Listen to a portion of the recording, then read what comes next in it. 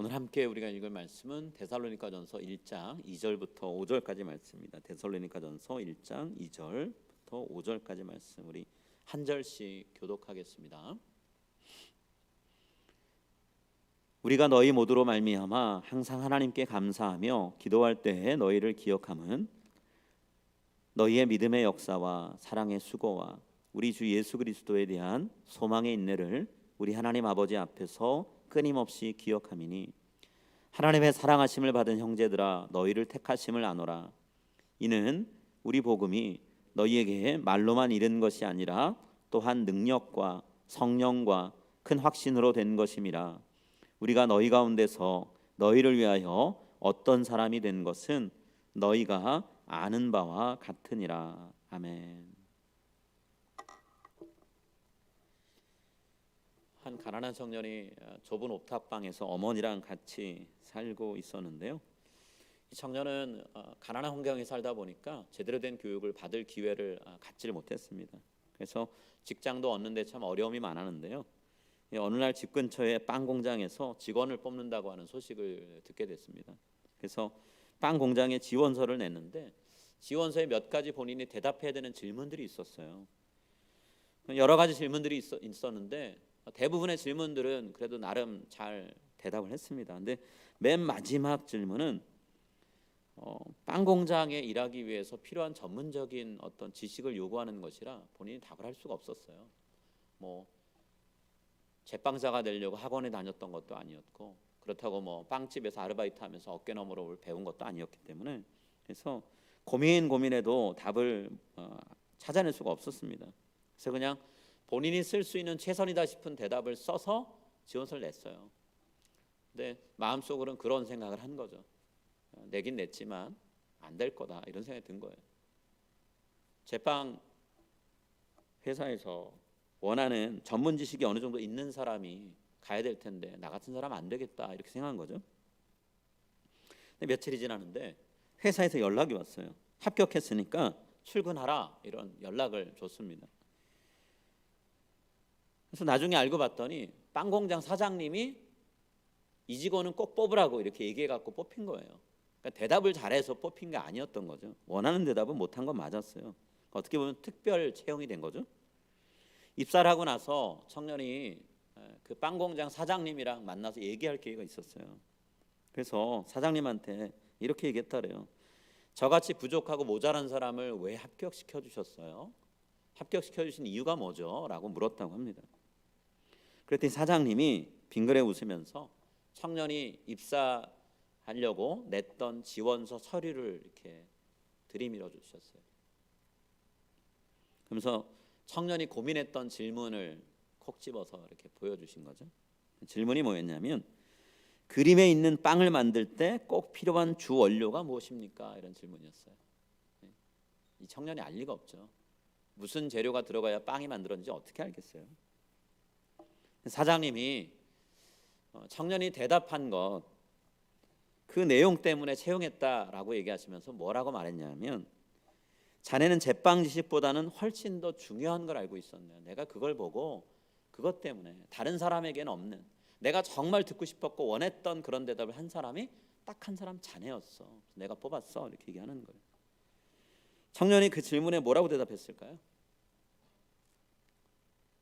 그림에 나와 있는 빵을 만드는데 가장 절실하게 필요한 주 원료가 무엇입니까? 라는 질문에 뭐라고 대답을 했을까요? 분명히 전문 지식과는 상관없는 대답을 했어요. 뭐라고 대답했냐면 정성이라고 대답했어요. 정성. 아무리 공장에서 대량으로 생산하는 것이라 하더라도 그 안에 우리가 정말 충실하게 내 가족이 먹는 것처럼 만들어야 된다. 그런 정성이 들어가 있다라고 쓴 거죠. 이 사장님의 마음엔 그 대답이 너무 흡족했던 거예요. 그렇지. 우리가 그냥 물건만 파는 사람이 되면 안 되지 하는 생각에 이 청년을 뽑아준 거예요.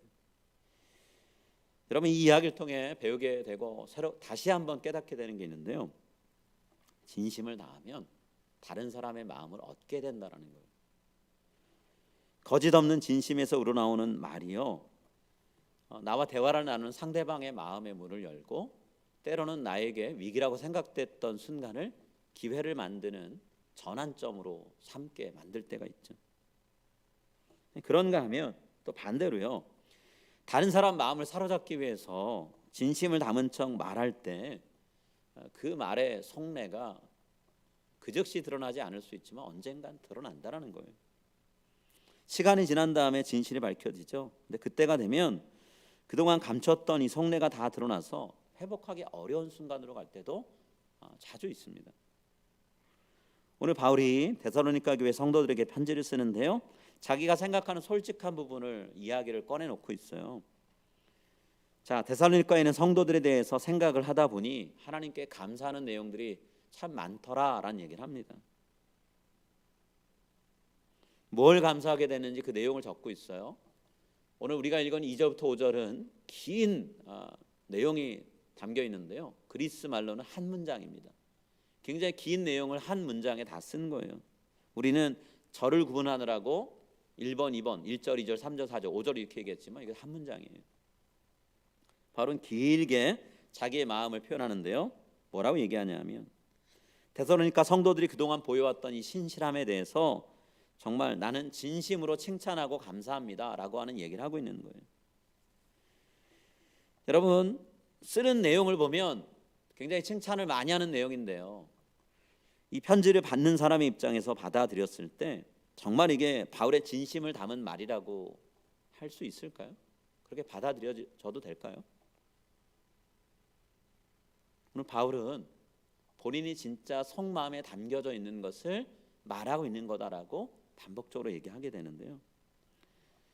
바울은 이 사람들한테 아부에서 뭐 얻어내려고 이런 말 하는 거 아니라고 얘기를 해요. 그럴 수밖에 없는 게 평소에도 바울이 다른 사람의 마음을 만족시키려고 훔치려고 마음에 없는 말 하는 거 그거 제일 싫다 이렇게 얘기했거든요. 데살로니가 전서 2장 3절부터 6절에 그런 내용 써 있고요. 갈라디아서 1장 10절에도 그런 내용 써 있어요. 사람 귀에 듣기 좋은 소리 하지 않겠다. 하나님 원하시는 말만 하겠다. 이렇게 얘기합니다. 바울이 왜 지금 데살로니가 성도들 향해서 칭찬하는 말, 감사라는 단어를 표현했지만 그들이 잘하고 있는 것을 이렇게 여러 가지로 얘기하냐면 성도들이 지금까지 칭찬받을 만한 행동들을 해왔는데 앞으로도 계속 그랬으면 좋겠다는 바람을 담아서 이 이야기를 하고 있는 거예요. 격려해주고 싶고 그들이 앞으로 더 달려갈 수 있도록 힘을 실어주기 위해서 이런 얘기를 하고 있는 거죠.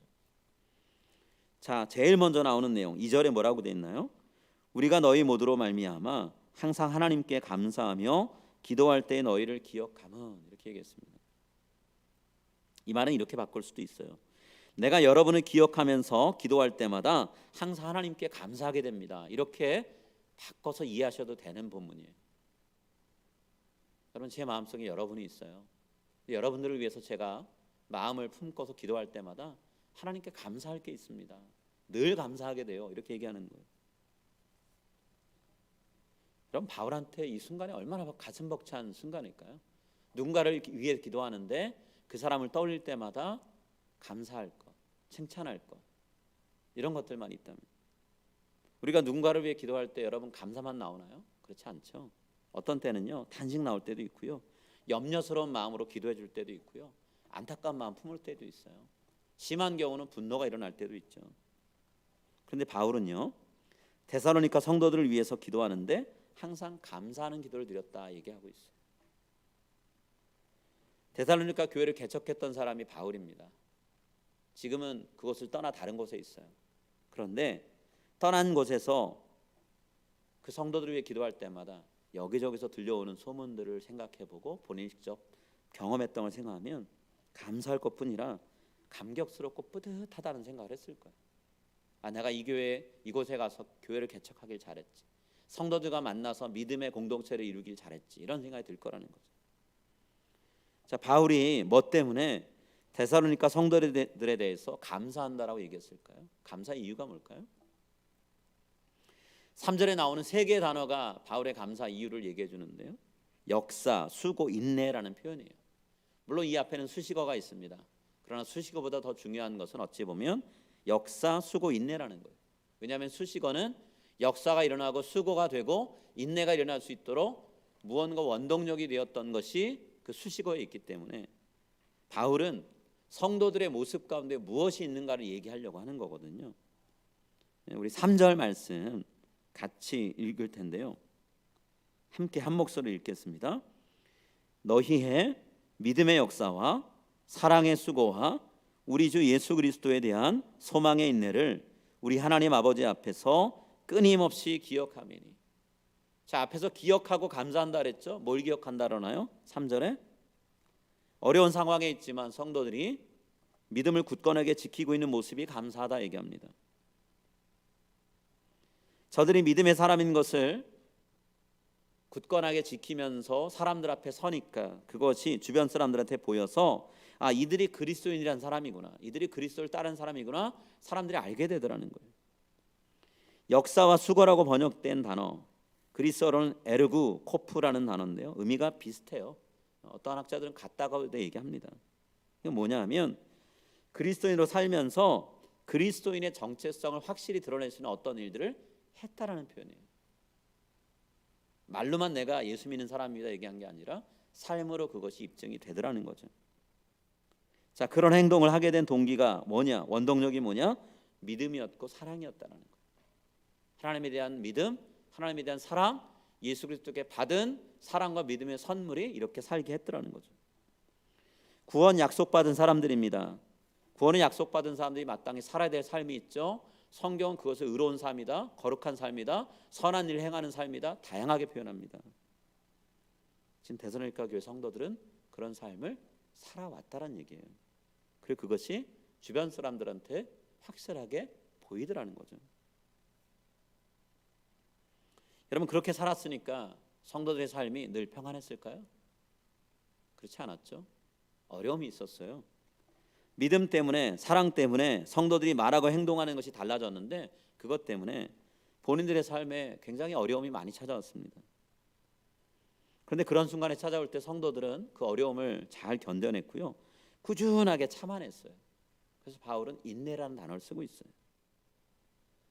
그냥 조금 몸이 아프고 괴로운 정도, 골치 아픈 정도의 어려움이 아니라는 걸 이 인내라는 단어가 우리에게 알려줍니다. 인내라고 번역된 단어는 히포모네인데요, 이 말은 핍박을 당하면서도 꿋꿋하게 믿음을 지키는 모습을 나타낼 때 사용되는 단어예요. 그냥 조금 힘든 거 참아내는 걸 얘기할 때 이 단어를 쓰지 않는다는 거죠. 성도들은 지금 환난을 당합니다. 핍박을 당합니다. 웬만한 고통 갖고 환난, 핍박이란 말 안 하죠. 지금 성도들이 그런 상태에 있는 거예요.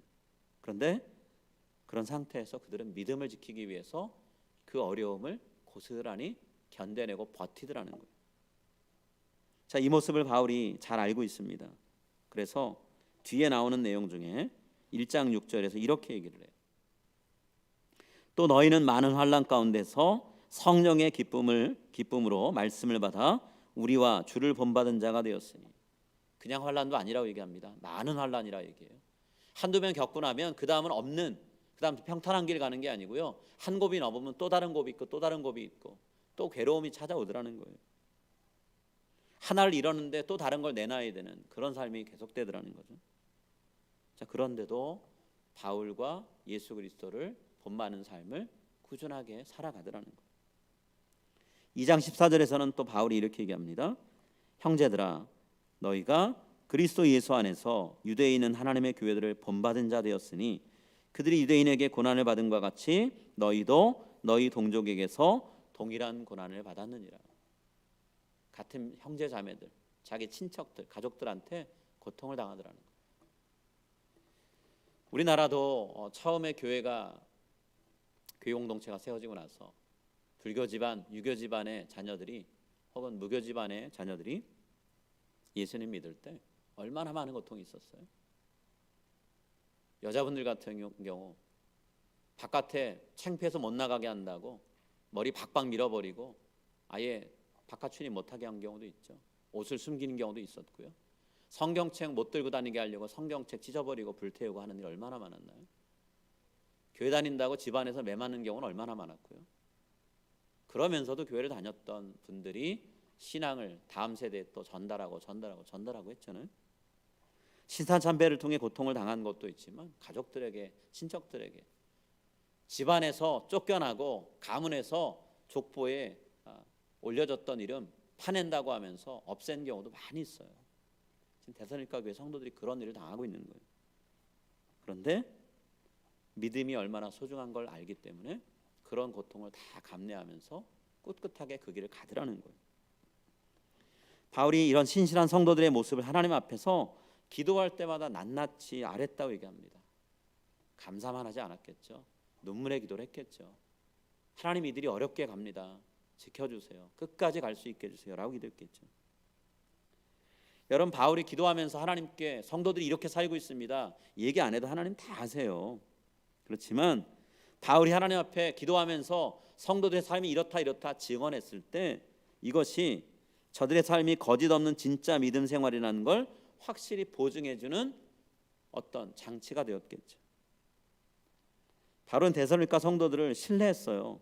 적극적으로 지지했습니다. 그러니까 기억하고 기도해줬겠죠. 지금까지 믿음 안에서 잘 견뎌준 게 정말 대단하고 감사하다 얘기하면서 이렇게 얘기했다는 거예요. 앞으로도 그렇게 되길 바라는 마음이 너무 간절해서 바울이 2절과 3절을 내용을 쓰면서 데살로니가 성도들한테, 여러분, 제가 여러분을 위해서 기도하고 있습니다. 여러분이 지금까지 걸어온 게 어떤 삶인지 압니다. 여러분, 하나님 앞에 제가 감사하고 있어요. 앞으로도 계속 그렇게 살아주세요 라고 부탁을 하고 있는 거죠. 코로나로 가정에 주로 머물고 있는 성도들을 바라보면서 저도 또 많은 목회자들도 비슷한 마음을 바울처럼 품게 됩니다. 얼굴을 직접 대면할 수 있는 기회가 많지는 않지만 영적으로나 육체적으로나 건강하고 평안하게 지내길 바라는 기도를 하게 되죠. 코로나 이전과 이후를 비교했을 때 지금이, 코로나 한가운데를 지나가고 있는 지금이 더 믿음이 간절해지고 기도가 더 뜨거워지는 삶이 되기를 바라는 마음으로 기도할 수밖에 없다라는 거예요. 어제 뉴스를 보니까 라이프웨이 리서치에서 전 세계에 있는 여러 나라들 크리스천들과 설문조사를 했더라고요. 질문 중에 뭐가 있었냐 하면, 코로나가 벌어지고 난 다음에 당신의 믿음이 이전과 비교했을 때 더 뜨거워졌습니까? 이전과 비교해서 한결같습니까? 더 약해졌습니까? 였어요. 여러 나라들인데 한국에 대한 이야기가 나왔더라고요. 한국의 성도들이 대답한 것이 다른 나라와 비교했을 때 몇 위 정도 될 것 같으세요? 이전보다 더 뜨거워졌다고 얘기했던 분들의 숫자가 많기로 따지면, 비율로 따지면 그 비율이 많은 거로 했을 때 순위를 매기면 몇 위 정도 될 것 같으세요? 10위 정도 되더라고요. 10위. 다른 나라들이 앞서 있더라고요. 우리가 생각할 때는 한국 사람 기도도 많이 하고 말씀도 많이 읽고 참 뜨겁고 그렇다 생각되는데, 코로나가 주는 영향이 얼마나 큰가를 알 수 있죠. 우리가 뭐 설문조사하거나 그런다고 밝혀지진 않겠지만 나의 모습이 정말 이 코로나 이전과 이후를 비교했을 때 이후에 더 하나님 앞에서 뜨거워지고 더 하나님 앞에 내가 나아가고 있다라는 그런 고백을 할 수 있는 우리였으면 좋겠어요. 그래서 성도님들이 다시 만나는 그때가 되면 바울이 얘기한 것처럼 감사할 게 많은 그런 순간이 왔으면 합니다. 자, 바울이 이어서 얘기하죠. 왜 그가 감사하는가? 바울은 두 가지 단어를 또 쓰고 있습니다. 하나님이 성도들을 선택해 주신 게 감사하고 그들을 꾸준히 사랑해 주시는 게 감사하다, 이렇게 얘기하고 있어요. 성도들을 보니 하나님이 선택한 사람인 것이 분명하고 하나님이 저들을 사랑하고 있는 게 분명하기 때문에 내가 감사합니다, 이렇게 얘기하고 있어요. 4절입니다. 하나님의 사랑하심을 받은 형제들아, 너희를 택하심을 아노라. 바울은 지금 데살로니가 성도들이 하나님께 꾸준하게 사랑받고 있는 사실에 감사하고 있어요. 자, 여기 사랑받는 이라고 했는데요, 시제를 보면 그냥 몇 번 받다가만, 과거의 사건도 아니고 지금 단절되는 몇 번 그냥 순간적으로 받는 그것도 아니고 계속되고 있다는 걸 표현하는 시제를 씁니다. 하나님께서 저들을 사랑하셔서 선택하셨는데 선택받은 이유는 버림받은 존재, 잊혀진 존재, 외면받은 존재가 아니라 그때부터 꾸준하게 하나님은 계속 사랑을 부어주셨다는 거예요. 바울은 그 사실을 자기가 알고 있다라고까지 얘기했어요. 알고 있다라는 표현은, 이 단어 자체가 갖고 있는 의미는요, 본인이 체험을 통해 그 사실을 확실히 알고 있다는 얘기예요. 성도들의 삶 가운데 하나님이 얼마나 저들을 선택한 백성으로 귀히 쓰셨는지, 사랑하고 계신지를 눈으로 봤기 때문에 안다는 얘기거든요. 자, 바울은 두 가지 경험을 그 다음에 얘기하고 있어요. 5절에서 뭘 얘기하냐면 데살로니가 교회 성도들이 그들에게 선포된 복음을 믿음으로 받아들이고 그 믿음대로 살아가는 모습을 보니까 그들이 하나님의 선택과 사랑을 받고 있구나라는 걸 알 수 있다고 얘기했고요. 6절부터 10절에 뭐라고 얘기하냐면 데살로니가 성도들이 믿음을 받아들인 이후로, 복음을 받아들인 이후로 변화된 삶을 사는 모습을 보니까 이들이 하나님께 사랑받고 하나님의 선택된 백성이구나라는 걸 알겠다라는 거예요. 오늘은 5절만 살피고요. 다음 주에 우리가 6절, 10절 말씀 더 자세히 보려고 합니다. 5절 상반절을 우리가 같이 읽었으면 하는데요. 5절 상반절 함께 읽겠습니다. 이는 우리 복음이 너희에게 말로만 이르는 것이 아니라 또한 능력과 성령과 큰 확신으로 된 것임이라. 자, 바울이 일행과 함께 열심히 입을 열어서 데살로니가 교회 성도들한테 복음을 전했어요. 근데 아무리 열심히 외친다고 무조건 그것이 사람들의 마음속에 콕 박혀서 결신이 일어나는 거 아니죠. 바울은 그거 잘 알고 있었어요. 그 다음에 우리가 열심히 복음을 전하는 것은 맞지만 그러나 그것으로 다 된 게 아니다. 하나님께서 하신 일이 있다 얘기합니다. 그걸 뭐라고 표현하냐? 능력이란 단어를 쓰고 있어요. 능력으로 번역된 단어는 두나미스죠. 이 두나미스라는 단어에서 영어 다이너마이트가 나왔죠. 폭발적인 능력, 이 세상에서 쉽게 찾아볼 수 없는 능력, 하나님의 능력을 얘기합니다. 사복음서에서는 권능이라는 표현으로도 많이 번역을 하는데요. 예수님이 이적을 행하실 때마다 이 권능이란 단어, 능력이란 단어를 쓰고 있어요. 두나미스. 결국엔 바울은 지금 예수님께서 행하신 이적과 같은 일을 하나님께서 데살로니가 교회 성도들의 믿음을 갖도록 하기 위해서 일으키셨다는 거예요.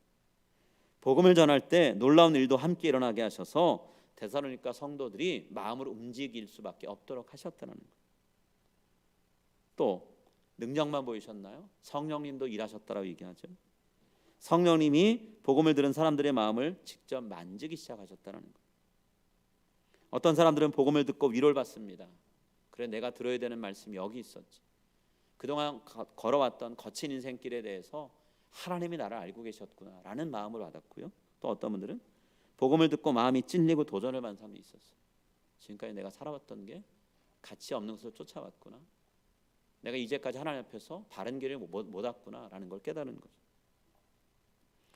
위로를 받았든 찔림과 도전을 받았든 결과는요, 예수 그리스도의 복음을 따르지 않고는 내가 이대로 못 살겠다라는 결심이었다는 거예요.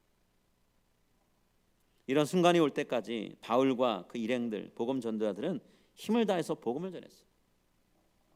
그냥 믿으면 믿는 거고 아니면 말고라고 전한 게 아니라 바울은 자신이 확신 있게 전했다 얘기합니다. 큰 확신으로 전했다 얘기하고 있어요. 자, 확신에 차서 담대하게 사람들에게 예수 그리스도가 길이요 진리요 생명이다. 당신들이 예수 그리스도를 거부하면 당신들의 인생은 앞으로 하나님 심판대 앞에서 무너지는 것밖에 없다 외쳤다라는 거예요. 그러다가 어려운 일을 만나죠. 어려운 일 만날 때 바울은 뒤로 물러나지 않았어요. 더 길을 쓰고 복음을 전했습니다. 확신이 있기 때문에. 사람들이 꼭 들어야 될 말씀이 이 복음 안에 있기 때문에 그랬던 거죠. 자, 복음이 사람들에게 꼭 필요한 말씀이라는 걸 알았기 때문에요. 밤낮으로 사람들을 만났고요. 열심히 복음을 전했어요.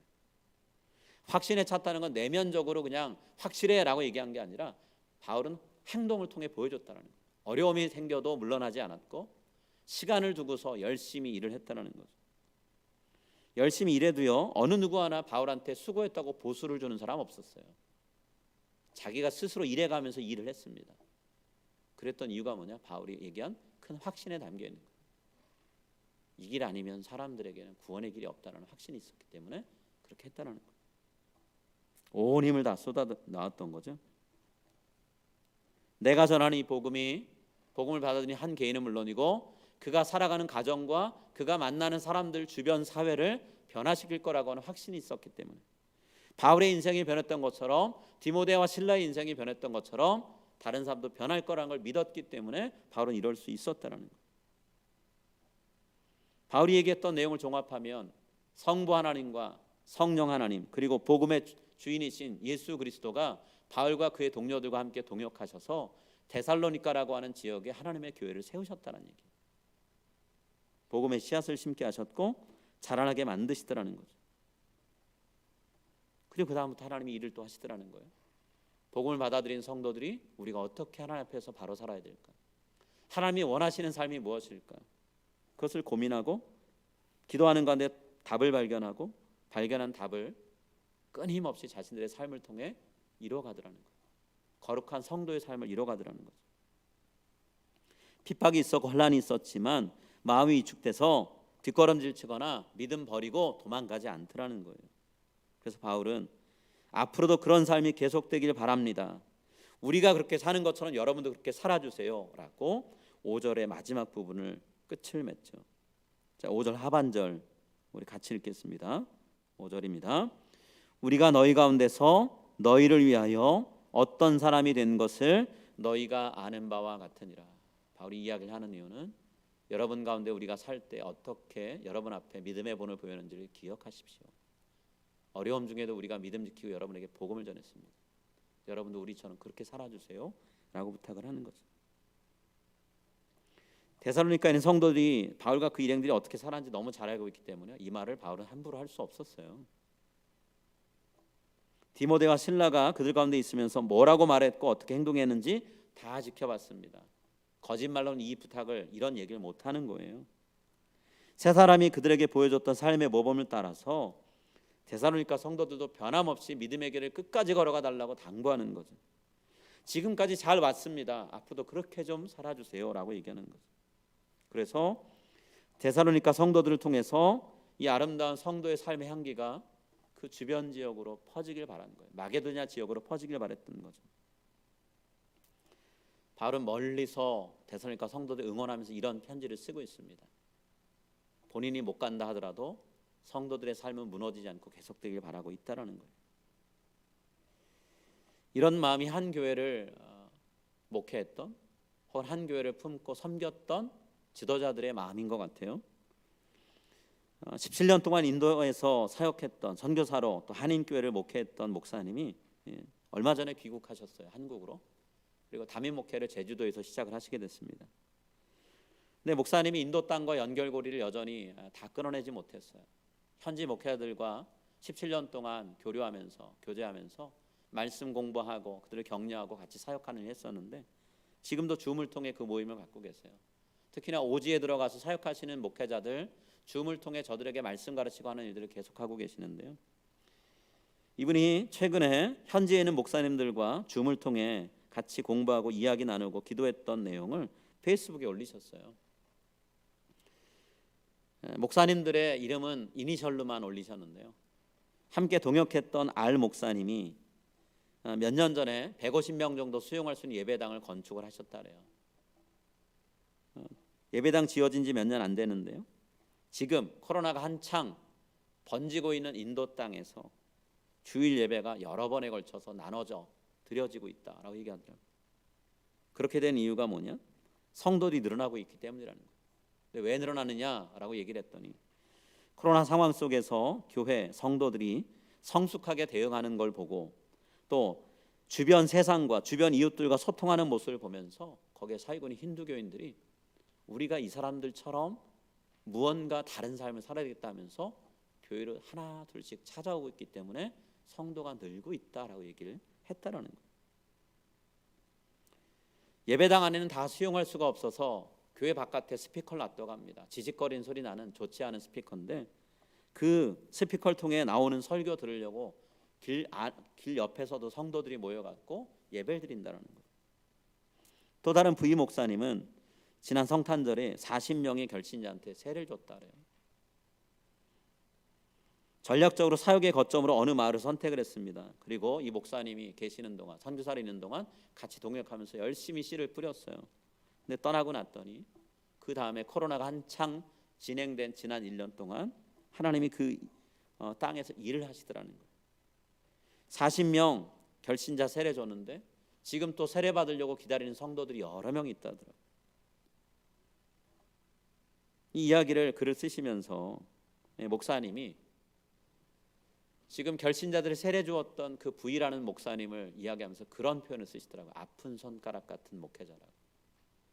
같이 동역하면서 쓴소리도 많이 했고 질책도 많이 했고 눈물 쏟게 한 경우도 많았었는데 그래서 제가 잘못했습니다 했던 때도 많았는데 아픈 손가락 같이 여겨지는 그 목사님이 하나님이 주신 귀한 자리에서 그 자리 잘 지키면서 복음 전하고 있고 결신자들을 얻어내는 모습을 보면서 너무 기뻐서 정말 어찌할 바를 모르겠다. 그러면서 그 글을 쓰셨어요.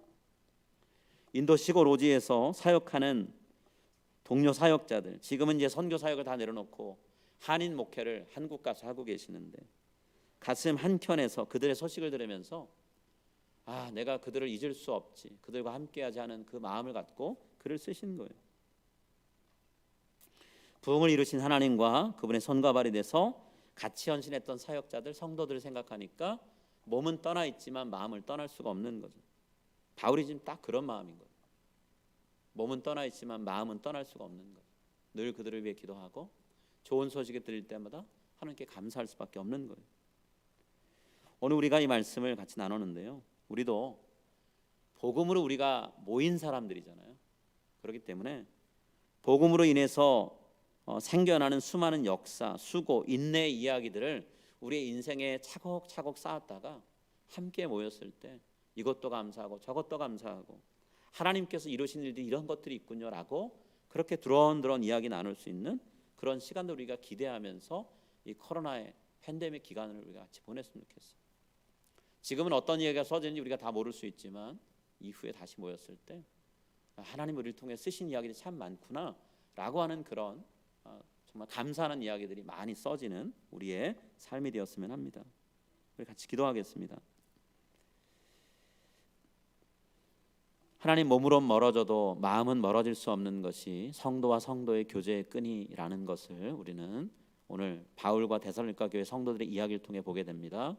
또 인도 선교사로 17년을 사역했던 목사님이 한국 땅에 돌아와서도 함께 사역했던 사역자들과 성도들을 바라보며 그들과 함께 지냈던 시간들을 생각하며 지금 하나님의 그 가운데 이루고 계시는 그 일을 생각하며 감사하면서 하나님, 다른 많은 분들에게 이 소식을 나누고 싶어서 글을 페이스북에 올리는 것들을 봅니다.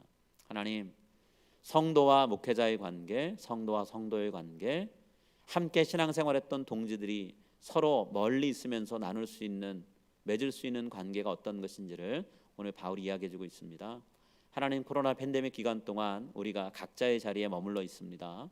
머문 자리에서 주님이 써주시는 귀한 복음의 운동력 있는 이야기들을 가득 저희의 인생에 담고 있다가 함께 모였을 때 하나님께서 우리의 삶 가운데 써주신 이야기들, 감사할 일들이 이런 게 있습니다. 나눌 수 있게 해주시기는 합니다. 모여서 아팠다 괴로웠다 그런 이야기로 끝내지 않게 하시고 아픔 중에 찾아와 이루하신 하나님을 만난 이야기할 수 있게 하시고 믿음이 뒷걸음질 뻔했는데 함께 기도해주고 격려해주는 성도들의 말씀의 도전으로 인해서 내 믿음이 회복되었다 이야기 들을 수 있게 해주시고 이전보다 더 뜨겁게 주님 만날 수 있는 귀한 기회들이 내 주변에 마련되었었다라고 고백할 수 있게 해주시기는 합니다. 하나님, 바울의 감사 기도가 우리의 감사 기도로 바뀌어서 고백될 수 있게 해주시기는 합니다. 감사드리며 이 모든 말씀 예수님의 이름으로 기도드립니다. 아멘. 우리 찬송 같이 부르겠습니다. 찬송가 우리는 늘 주님을 배반하나 같이